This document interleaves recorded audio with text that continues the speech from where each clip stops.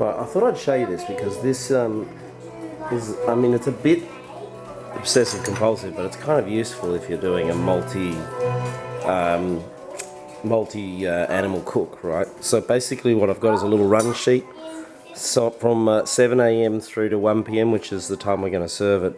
I've got the glaze for each one of the beasts. So I've got ham and turkey, and down here's the pork. Obviously doesn't have a glaze. So basically, because I've got 2 Webbers and 3 animals, I'm sort of starting one early so that it finishes before the pork needs to go on, so that then everything's ready at about 1 o'clock. And the truth is the ham can sit for as long as it wants afterwards. So basically, this is the actual run time for each one of the animals. So for a ham, you start the fire about 30-40 minutes before you're ready to cook. Cook for 45 minutes covered with foil, and I'll show you that shortly. And then you take it off, and you don't take it off, sorry. That's when you open the lid at about 45 minutes and you start glazing. You glaze, look, as often as you want, but every 2 or 3 times during the last 30 minutes, and then you're done. Turkey, start the fire obviously 40 minutes before you're ready to cook. Pour a combination of white wine and brandy, about a cup of each, I think it is, over the top just before you put it on, and we'll go through covering it with the bacon, and also putting some red onion in the bottom. Anyway, you cook that for about 2.5 hours, and in the last 25 minutes and that last 30 minutes, let's say, 2 or 3 times you want to be in there basting it with the turkey juice. So you leave it for 2 hours, and then you've got 30 minutes basically where you're basting. And for those who don't know, basting is basically just sucking up, using this bad boy, sucking up the juice and pouring it over it so that it doesn't burn, but it also sucks up a lot of that flavour. Pork's pretty easy, but if you're not familiar with cooking pork, here we are down here. Again, 40 minutes before the fire, start the coals. Then basically the trick with pork is put more heat beads than you think, like pile them up. You want it as hot as crazy as, right up until you open it. You don't want to be opening it at all right through the whole cook. I usually do 1.5 hours for a big pork, and I've got a pretty big one here today. There's a bit of prep around. You basically boil some water, pour it over the pork. That just before, so you score it first, then boil the water, pour it over it. That opens it up, and then you rub all the salt in. We'll be doing that a bit later on. So that's basically the run sheet: a 7 a.m. start, then a 9:30 and a 10:30 incremental addition of additional beasts, all to finish around 1 p.m. Hopefully that's how we go.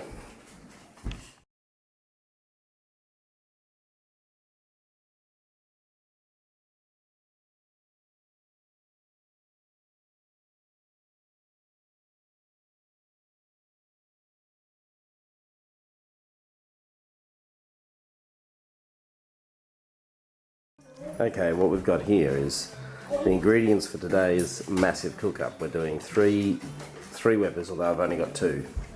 So we've got to do like 1 for a couple of hours, and then 2 to finish off. And we're going to be doing 3 beasts. We're doing the ham,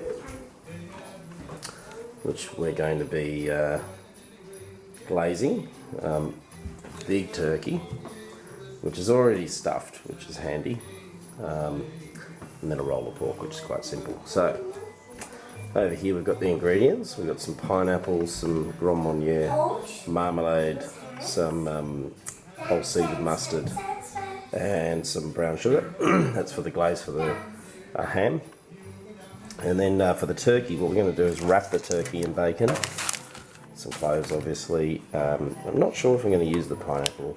And we use the red onion as a base underneath so that the turkey doesn't get burnt. And then the old pork's pretty simple, lots of salt and oil. One other thing we might grab out of the fridge though is the orange juice, which goes well with the pineapple juice to make a yummy glaze. And then all you need in terms of tools is definitely a temperature gauge, which is awesome. It just saves you so much stress.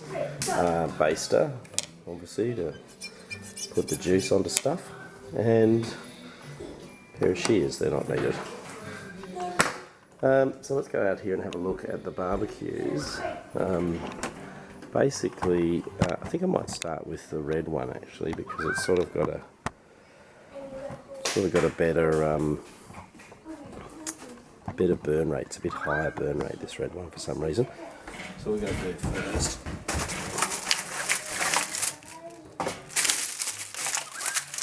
For those of you not familiar with lighting these, I normally chuck 3 of these guys underneath the coals. And then these are the best. I've tried other ones, but you know, these ones just burn hotter, last longer, etc. But basically, you want to fill up just above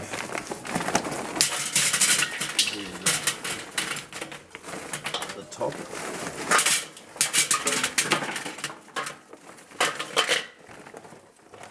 Okay.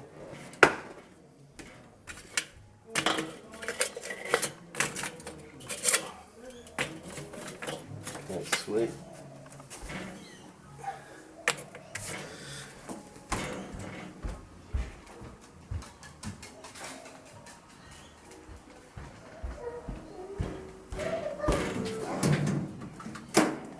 Go ahead and light these bad boys.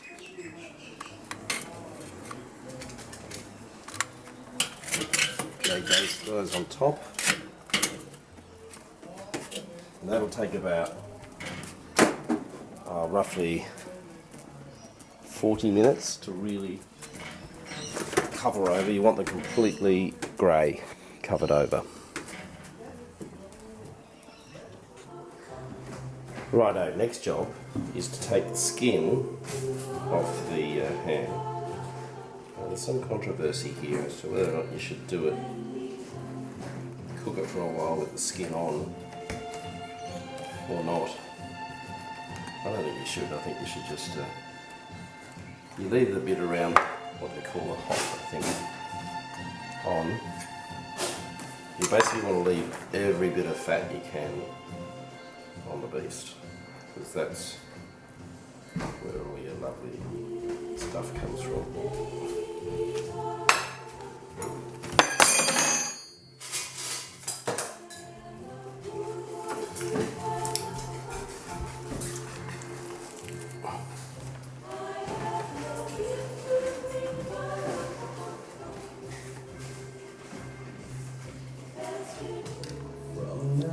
And what you want to do then is score it, which is basically going kind of diagonal around about 1 or 2 mil deep. And you want to crisscross the scoring. Just finish this side.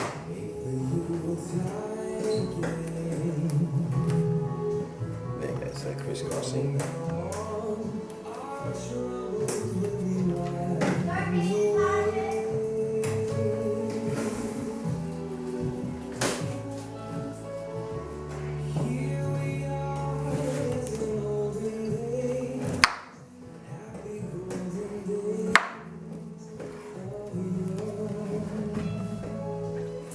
So when you're done, it should look like that. This one's not got a lot of fat on it compared to some other ones I've seen, but it'll do the job. Alright, next up we're going to make the glaze. So let's just get a pot.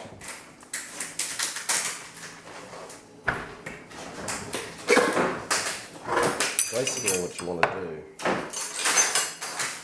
a lot of red currants there, is a little bit of orange,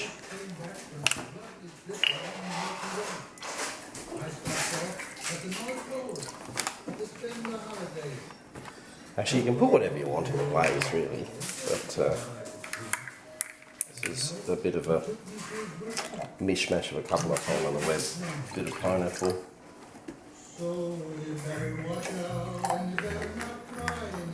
bit of Grand Marnier or any orange liqueur, I suppose. Some brown sugar.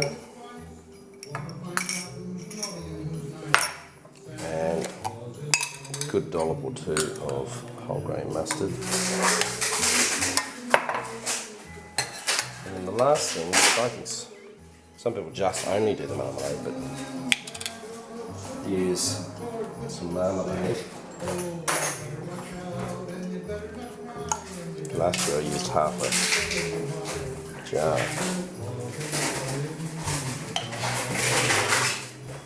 That should do it. Right. Then we'll get that, so we can half see that. We'll get that onto the stove over here.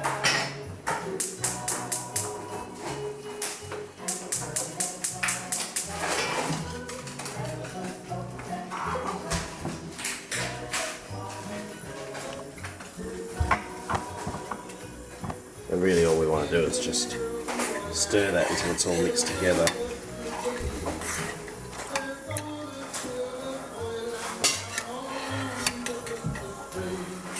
Until it boils actually. And then once it's settled down after boiling, it's good to be pasted on. So what you want to do is put half of it onto the ham now, and the other half, the last 10 to 15 minutes of cooking.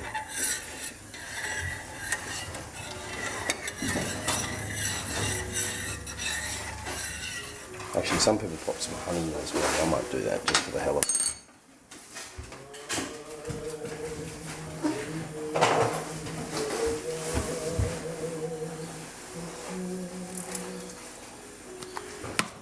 There you go. It's the glaze of glazes.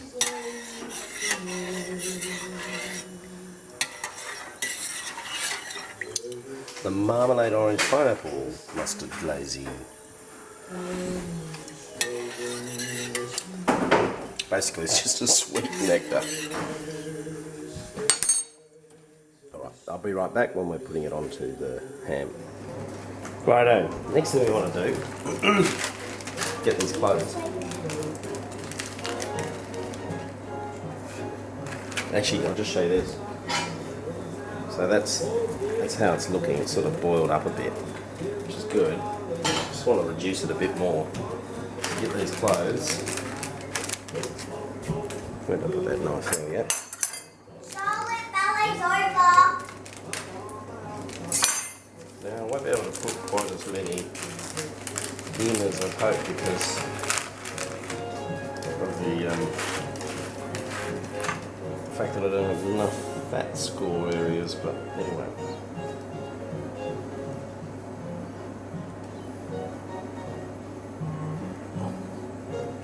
And you just put them in at the corners of where you scored.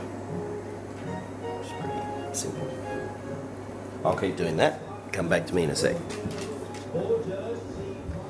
Okay, as you can see, we've put the cloves around the pork, which makes it pretty and also tastes a bit like cloves. I've only done half of it because the other half is just all the meat.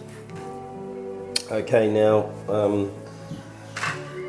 next step really is to go and get the barbecue ready, and then we're going to be putting it in initially with a bit of foil around it just to stop it from burning, and then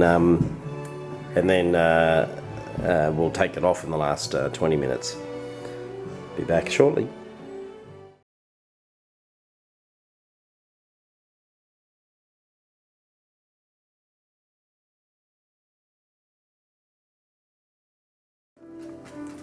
Just another 5 or 10 minutes here, you can see. Just 90% grayed over, but you want it totally grey. So almost ready. Okay, now we're going to glaze, put the glaze on, and then we're going to just grab a brush and just, actually I might even spoon it on because it's so, it can take hours doing it that way. Yeah, beautiful.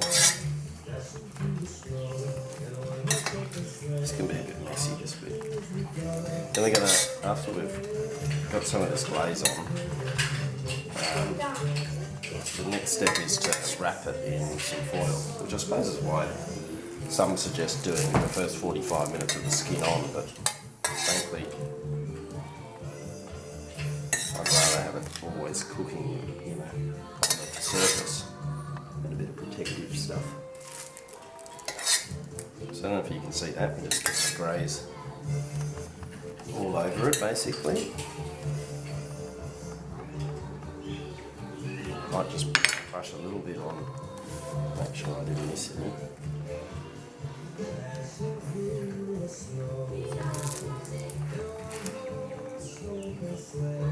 Okay, sweet as. Now,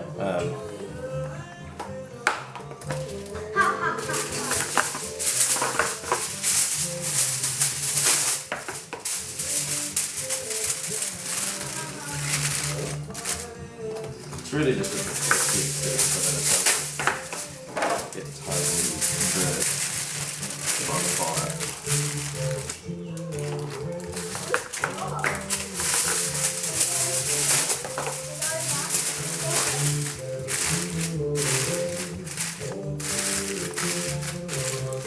There we go. One will be animal to be glazed there.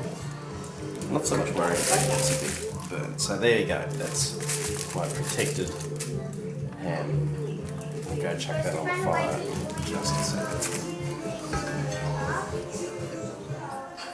Okay.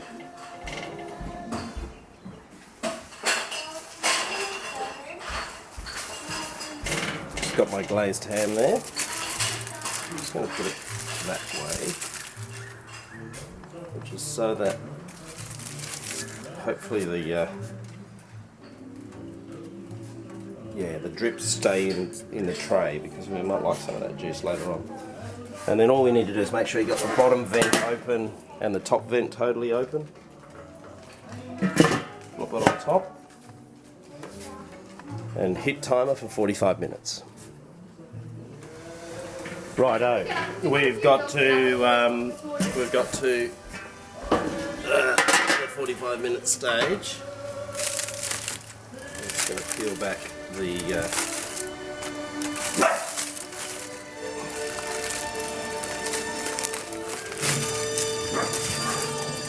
that stuff. Foil. And now we need to start basting it. And what was that name?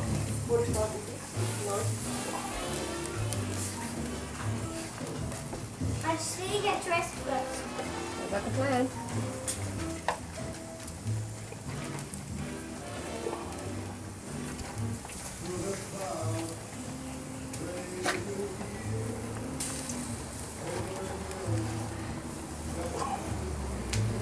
Daddy, Just 1 second, sweetie. cents and I'm getting 49 cents. Good girl. And then what we're going to do is put it back on for 5 minutes, and then do that again every sort of 10 to 15 minutes. Righto.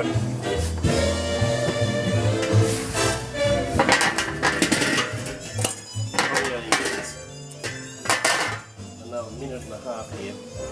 It's going to pull the majority of this gear.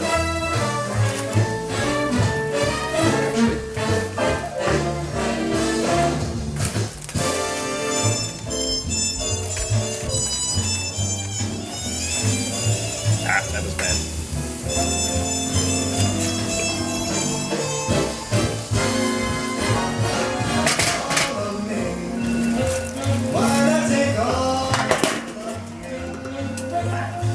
Not bad, eh? Another 5 to 10 and we're done. I just left that foil on because it's getting a little burnt because I've got it hot. So I just keep the direct heat off it. Alright, so as you can see, this is now done. All I did was just take the lid off and peel that foil back. Probably just a wee bit, tiny bit overburnt there for my liking, but I mean it's meant to have a bit of crusty sort of bits, so that's not a failure.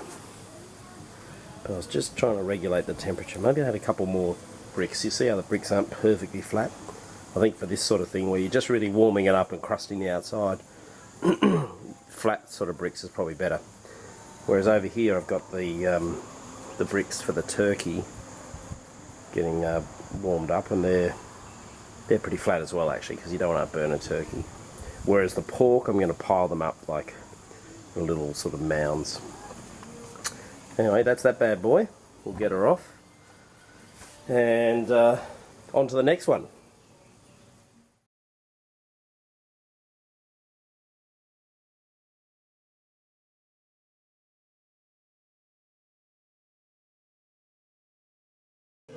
Okay, so we're just going to do some quick prep around the turkey.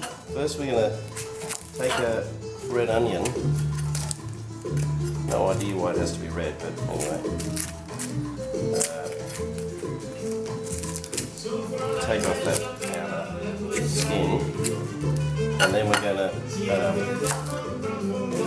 just roughly chop it into slices.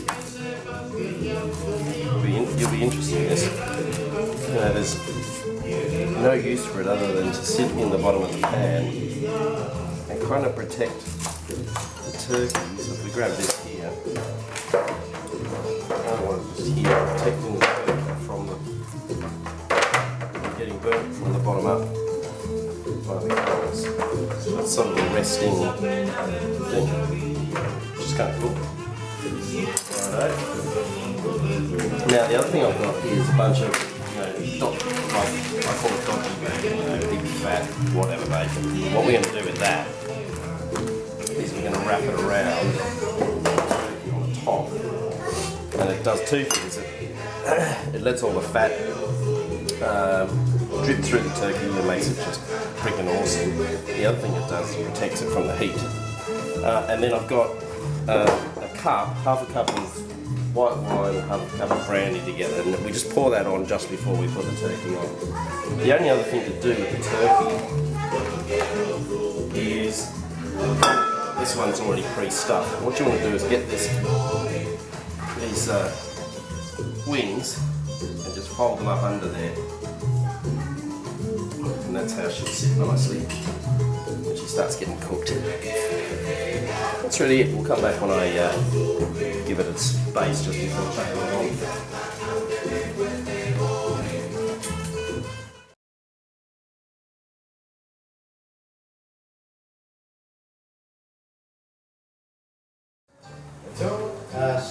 Alright, now this is the bit I was most excited about. We're going to get this giant turkey and move him straight into there. Okay, that's good. Now I do like to chuck a bit of salt over it. Just sort of, I don't know why I like to put salt on everything mostly. Bit of seasoning. Right. Now this is the brandy and white wine. I'm just going to pour that over. Probably wash the salt over off. Add a crisp, and it also leaves a little bit of juice in the bottom just to sort of ferment. And now then the next thing we do is we take the bacon and we start putting the bacon all around the outside of this bad boy. And what this does is obviously stops it from getting any direct heat, but it also gets all this crispy juice from the bacon through the entire animal, or over the top of the skin of the animal mostly.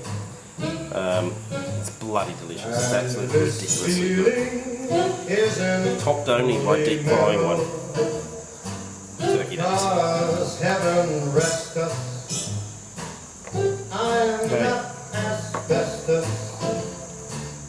And that's why I won't dance. Why should I won't dance. How could I won't dance. Merci beaucoup. I know that as you can see, I've pretty much totally covered that bad boy with bacon. Might as well just chuck these other bits on the top there, I suppose. Actually, the fat especially is the good stuff. Now, what that's going to do is just move that going. That's just going to make it absolutely outstanding once it's fully baked in there. You don't have to use quite as much bacon, but I'm just being totally generous with myself there. And that will cook for 2 hours. Don't touch it. Don't take the lid off, nothing. After 2 hours, you want to start basting, which basically means we knock the bacon off, and we just start sucking up the juice in the bottom here with the baster, just going in there and popping it on the top, all around. Okay, back soon.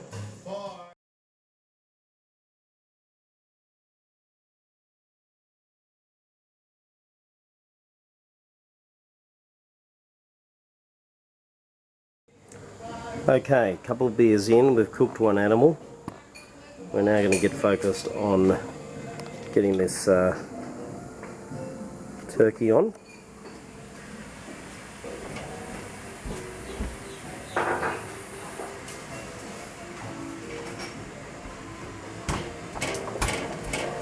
And here she is, just slotting in nicely. The reason I use one of these really big silver pan things is, silver tray things, is they absolutely shield the turkey from the direct heat, and that's what you want. So you can see all of the bacon on there, doing a great job. Now what we need to do, just as a last job before we put the roof on, for the lid on, is stick the thermometer in. Now the thermometer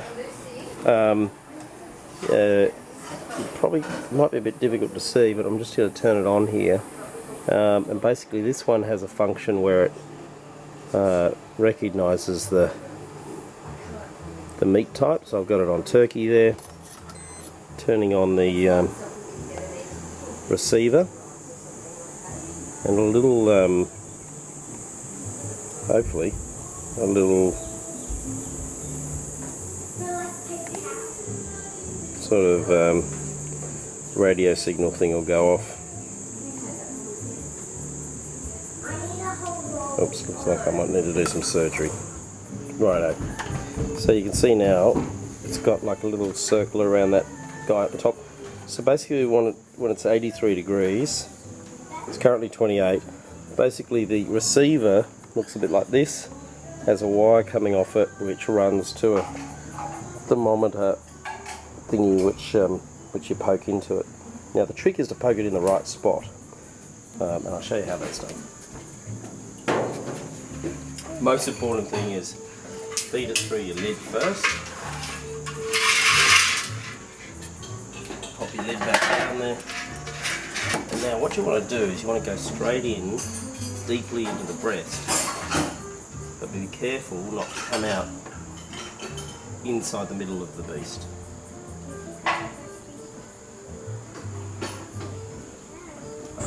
Okay, now we're moving into the stage of basting, and what you'll notice here is that a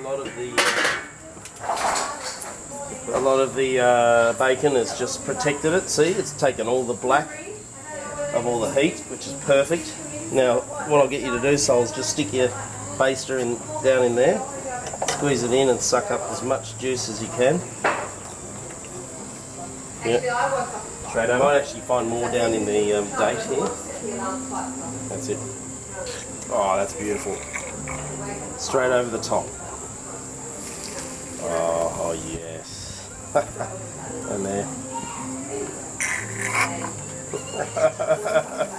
Good job. Maybe down in here you can see there's a bit more.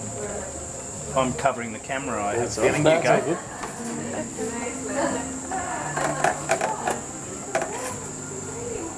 Oh yes. And that's also the bacon fat just gone into there.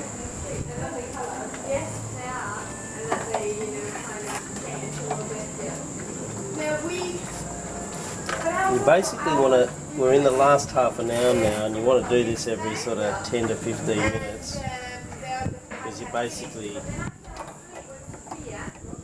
Also sucking up all that brandy and white wine.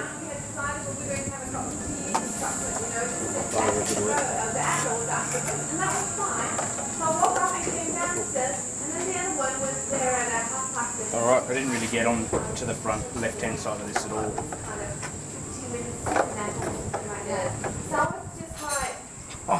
Oh, look at those juices flowing. Yes, lovely, and this wing over here as well. Alright, that'll do. Give it another. Shit.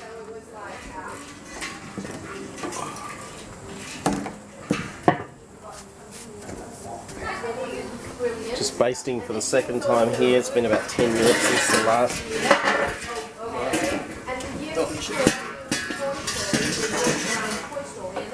Since the last baste.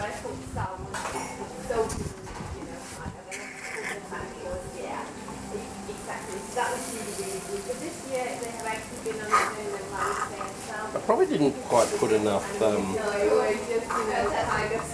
brandy and wine in that thing, so you could put a bit, maybe even 2 cups of wine and whatever, you know, half a cup of brandy. Normally I've got 2 times as much juice. Then they have 2 carols, one at 9 o'clock and one at 11 o'clock in the evening, so you can come there at that past evening. Kind of thing.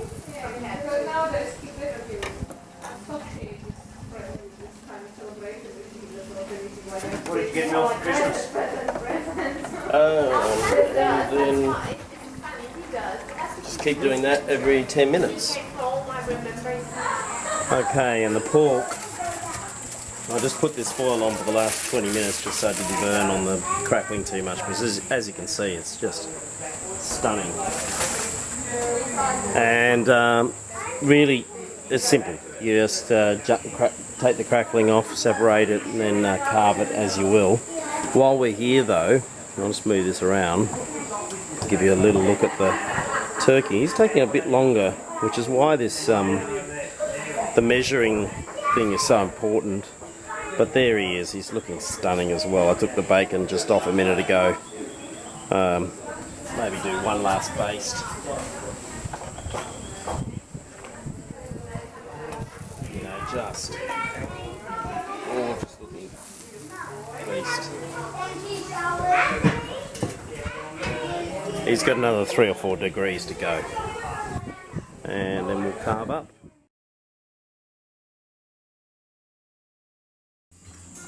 Just going to share a little trick here. You get boil a kettle of water and then just pour it over your scored pork, and then as a result it opens up so that you can go ahead and put the salt on it, and it sort of goes a little bit inside the scoring, into just close up to the meat.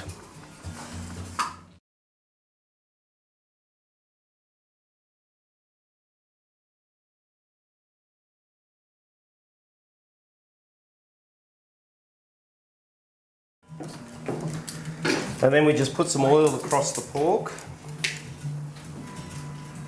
and then salt. And be generous with the salt, because this is what makes it crackling.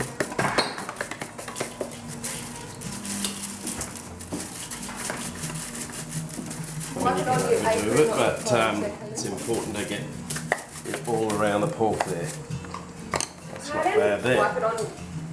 That's actually all there is to pork. That goes in for an hour and a half. I might also use the thermometer on it, but reality is, you know, it's pretty consistent at about an hour and a half for a pork of about 3-4 kilos. And on goes the ham. Basically cover it in salt, oil, and put it in there for 1.5 hours. Pretty simple. Don't open it after you first put it in. Thanks. Anthony's just done some carving on this one. Looking just beautiful. This is the dead bacon. So you might just chuck this over there. And then